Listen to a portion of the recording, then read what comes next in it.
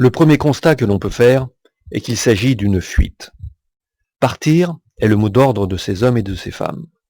Nous verrons que cette fuite est génératrice de difficultés, de souffrances, même si elle permet à quelques-uns de s'adapter ailleurs. Des voyageurs venant des pays subsahariens se dirigent vers Agadez au Niger pour traverser le désert vers la Libye. Et j'ai décidé de m'aventurer vers la Libye, derrière la carte. J'ai vu que bon, si je prends le cas à Ouaga, je descends à Niamey. De Niamey, je prends et descends à Agadez. Bon, d'Agadez, Dirkou, et puis bon, après en frontière. Mais il faut risquer. Voilà. Mais il faut forcer le destin. Il faut forcer. Il ne faut pas t'asseoir pour que le bonheur vienne te trouver. Il faut forcer. Le bureau de police les attend pour le passage de la frontière au Niger. Les partisans de l'exode s'arrangent avec la police pour continuer leur voyage. On m'a dit de payer une somme de 11 000 francs. Et j'ai payé pour pouvoir passer.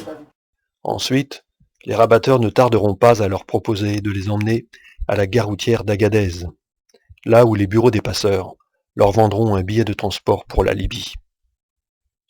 Ces migrants sont sans visa. À la gare routière d'Agadez, les clandestins achèteront un bidon d'eau et de quoi se nourrir.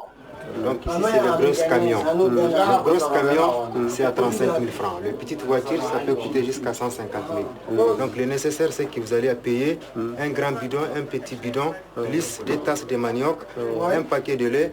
Et si tu as besoin de quelques biscuits aussi, ça sert pour la route. Ce qui est très important, chacun sur le bidon, il a son nom.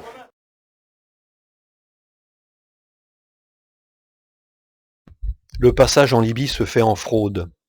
Dès lors, ils sont entre les mains des passeurs qui regroupent les aventuriers dans un ghetto jusqu'au jour du départ. Certains veulent travailler en Libye, d'autres veulent atteindre l'Europe. Des semaines d'attente sont parfois nécessaires pour que les passeurs les rassemblent en nombre suffisant. Ces gens du voyage sont issus de peuples dont la parole a une valeur probante.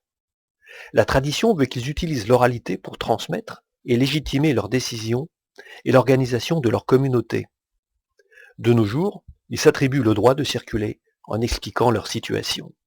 Et donc pour eux, la séduction du monde occidental suffit pour justifier leur action, en se désignant eux-mêmes comme des aventuriers à la conquête de l'Eldorado européen.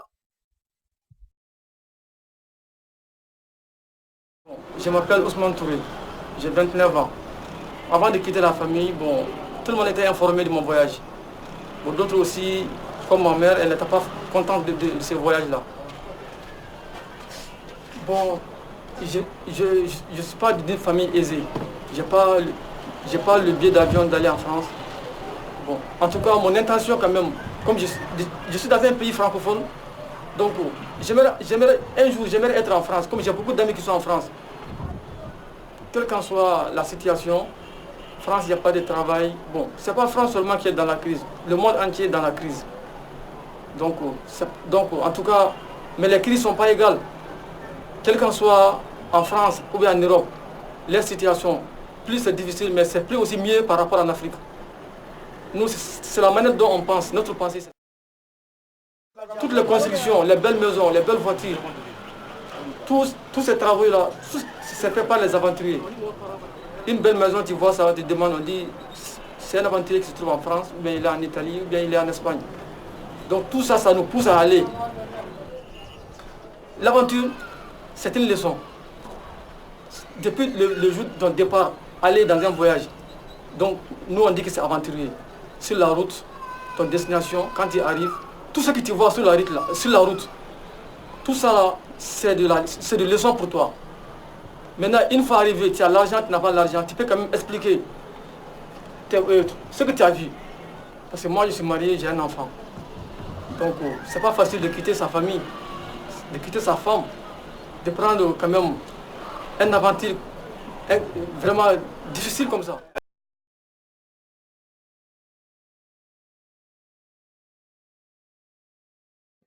Les papiers ne sont pas indispensables dans leurs habitudes de vie. Ils ne comprennent pas que, vu de l'Occident, ils sont des sans-papiers, donc des sans-droits, des illégaux. Quant aux difficultés qu'ils rencontreront, elles ne sont pour eux que des leçons de la vie qu'il faut accepter. Voici le témoignage d'un ancien immigrant de père en fils. Il est devenu chef de ghetto en étant partie prenante dans la chaîne d'exploitation des clandestins, après qu'il ait lui-même travaillé au Tchad, en Algérie et en Libye. Pour lui, il n'y a pas de mafia. Maintenant, il reste au Niger en se rémunérant sur les clandestins de passage au ghetto. C'est une façon de gagner sa vie, comme une autre. Qui donc l'en empêcherait, dans la mesure où l'illégalité n'est pas plus contrôlée que la légalité? Moi, les gens qui ont des ghettos, ce ne sont pas des trafiquants. Toi, tu étais venu présenter dans mon ghetto. Qu'est-ce que j'en ai? Une vieille Peugeot des années 80. Je n'ai même pas 5 millions dans mon compte. Cash. Quelle mafia? Parce que moi, j'ai été un immigré. Donc, je connais une valeur un immigré. Parce que j'ai été là-bas, dans d'autres pays, en Algérie, en Libye. J'ai vu jusqu'au Tchad, j'ai vu comment les immigrants vivent. Des semaines d'attente sont parfois nécessaires pour que les passeurs les rassemblent en nombre suffisant. J'en parle anglais. J'en parle anglais. Bambara fini. Les aventuriers montent avec leurs bagages dans les camions et suivront le convoi militaire qui passe une fois par semaine pour traverser le désert, lieu de tous les trafics. Ils sont entassés à 50 par camion. S'ils tombent en panne, ils finiront le voyage à pied. Sur la route, des cadavres. La caravane de l'exil passe. Arrêt à Dirkou. S'ils n'ont plus d'argent, il leur faudra trouver un travail pour continuer à payer le voyage.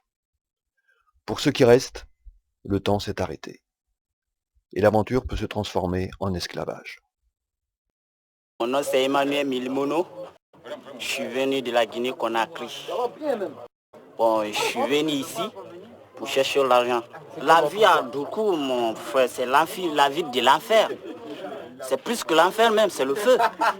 Le soleil d'ici, la chaleur, c'est trop dur. Tu vois, tu fais les travaux forcés. Les travaux forcés, des travaux durs que tu es en train de faire. Que tu manges avec ça. L'argent pour gagner, où? Je me débrouille à faire les briques. Je fais le maçonnerie, je casse le banco. Et voilà mes certains matériels que je tape avec ça. Tu vois, et puis même, tu vois comment je suis maintenant. Je tape. Quand tu es dans ça, il faut avoir le cœur pour partir. Et encore, on est là encore à chercher l'argent pour partir encore à Libye. Et on va faire encore 3 jours à 4 jours sur la route. Et quand on arrive là-bas, c'est qu'on nous a rencontrés. Mais tout ça, on voit, ce sont les blabla. Mais nous, on a le cœur pour partir jusqu'à Libye. On va partir voir Kadhafi. Parce qu'il paraît que nous sommes 30 sur le pick-up. On avait 5 personnes. Maintenant, une personne doit rester ici et puis voyager après nous. Donc cette personne, pour les choisir, on a fait un tirage. Donc le tirage est tombé sur un frère guinéen. Donc il dit que lui, il n'est pas d'accord. C'est pour problème qu'il est là maintenant.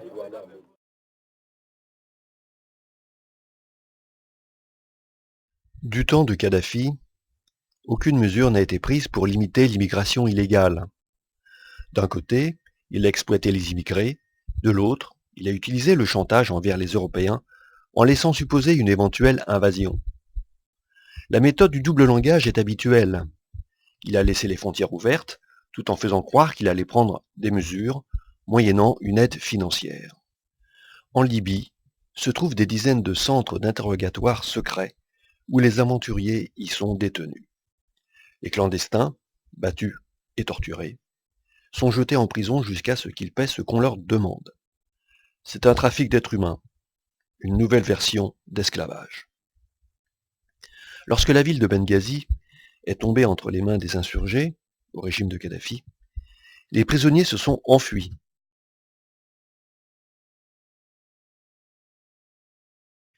De toute évidence, on a affaire à des populations qui perçoivent à leur manière le mode de vie à l'européenne. De toute évidence, Ils n'ont pas la même démarche mentale pour satisfaire leur objectif. Et les Européens sont confrontés au choc de leur comportement. Il est aisé de constater qu'il n'y a aucune volonté d'agression d'ordre ethnique de part et d'autre, alors que seule une réelle volonté politique pourrait changer le cours des événements. On a fait à peu près 5 jours sur la route. Il n'y a pas eu de mort quand même. Lorsqu'on est arrivé, ils ont amené directement les pick-up devant les prisons. On est là maintenant, ça fait à peu près au moins 4 jours. Chaque nuit, s'ils viennent, ils nous tapent. Ils ont regardé nos sacs, ils ont pris tous nos habits, tous nos objets. Donc maintenant, nous sommes entre la vie et la mort. Nous sommes devant une transhumance à grande échelle, liée aux circonstances des pays concernés par la misère due aux troubles sociaux, à la guerre, à une jeunesse en quête d'un devenir, ou simplement séduite par ce qui se passe ailleurs. Jeunes et moins jeunes sont prêts à affronter les pires sacrifices et leurs propres traditions pour satisfaire l'imaginaire d'une vie meilleure dans un autre monde. Parmi ceux qui ont franchi la barrière du désert et de la mer, combien parviennent à réaliser leurs rêves ?